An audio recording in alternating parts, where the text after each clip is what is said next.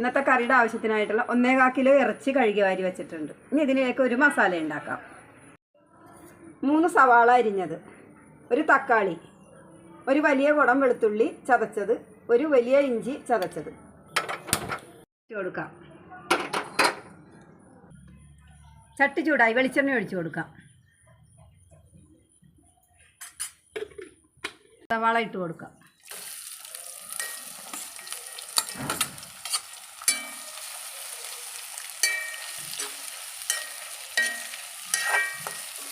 സവാള നല്ലോണം തന്നെ വഴറ്റിയെടുക്കണം.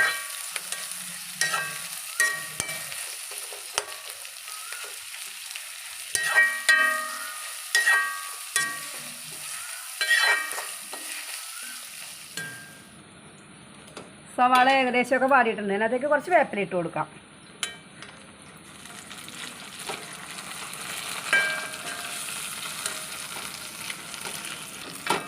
ഇതിലേക്ക് ഇഞ്ചിയും വെളുത്തുള്ളിയും ചതച്ചത് ഇട്ട് കൊടുക്കാം.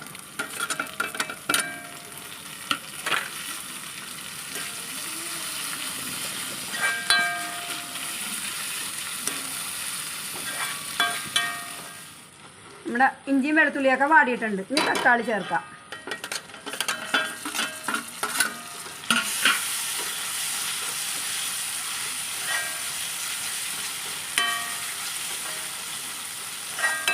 തക്കാളി നന്നായിട്ടൊന്ന് പേസ്റ്റ് പോലെ ആവട്ടെ. അതിനുവേണ്ടി ഞാൻ തീ ഒന്ന് നന്നായിട്ട് കുറച്ച് വെച്ച് ഒന്ന് മൂടി വെച്ച് കൊടുക്കണേന്ന്. നമ്മുടെ തക്കാളിയൊക്കെ നന്നായിട്ട് വെന്തിട്ടുണ്ട്.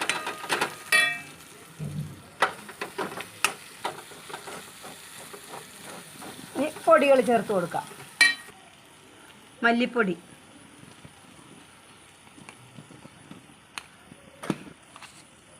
കുരുമുളക് പൊടി, മഞ്ഞൾപ്പൊടി. ഇതിൻ്റെ പച്ചമണം മാറിയിട്ട് നമുക്ക് അടുത്ത പൊടി ചേർക്കാം.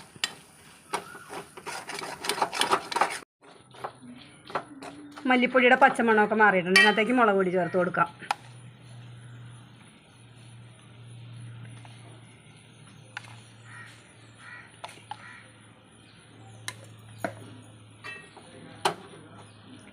മുളക് പൊടി കരിയാതിരിക്കാൻ ഞാൻ ഇത്തിരി വെള്ളം ഒഴിക്കുന്നുണ്ട്.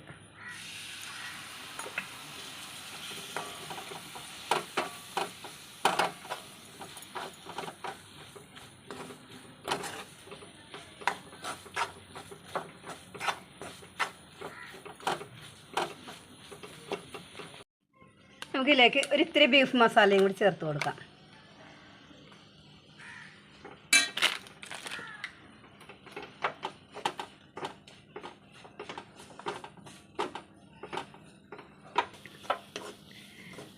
അരപ്പെല്ലാം മൂത്തിട്ടുണ്ട്. ഇത് ഇറച്ചിയിലേക്ക് ചേർക്കാം.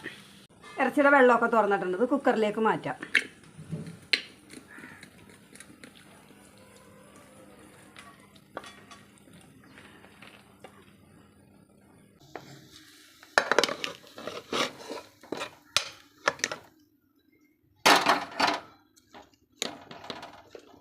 ഇതിലേക്ക് നമ്മൾ ഉപ്പ് ചേർത്തിട്ടില്ല. ഉപ്പ് ചേർത്ത് കൊടുക്കാം.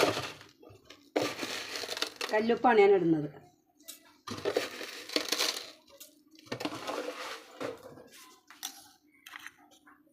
ഒരു 5-8 പച്ചമുളക്,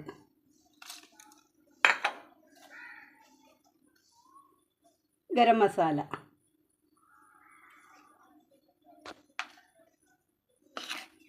നന്നായിട്ടൊന്ന് കുഴച്ച് കൊടുക്കാം.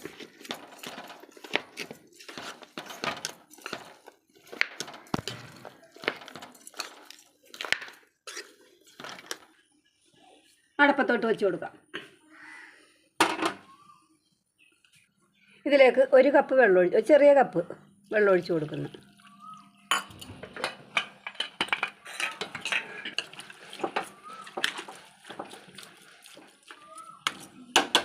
ഒരു 3 വിസിൽ കേൾപ്പിച്ചെടുക്കാം. ഓരോരുത്തരുടെ കുക്കറിൻ്റെ വിസിലനുസരിച്ചിരിക്കും. എനിക്ക് 3 എണ്ണം ഉണ്ടെങ്കിൽ കറക്റ്റായിട്ട് വെന്തിരിക്കും.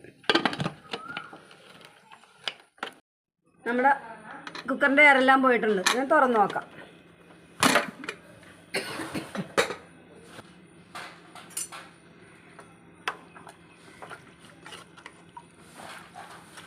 ഇതിനെ നന്നായിട്ടൊന്ന് വരട്ടിയെടുക്കാൻ വേണ്ടി നമുക്ക് വരട്ടിയല്ല ഇത്തിരി ചാറോടുകൂടി തന്നെ എടുക്കാം. എന്നാലും നമുക്കൊരു ചട്ടിയിലേക്ക് മാറ്റാം, വേറൊരു ചട്ടിയിലേക്ക്.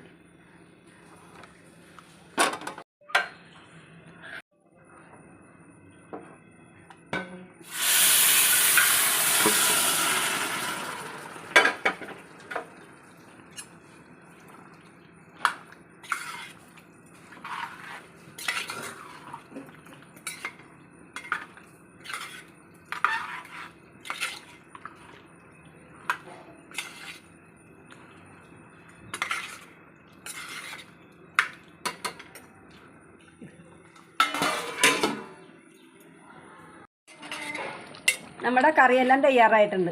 ഇനി നമുക്കിത് വിളമ്പുന്ന പാത്രത്തിലേക്ക് മാറ്റി കഴിക്കാം.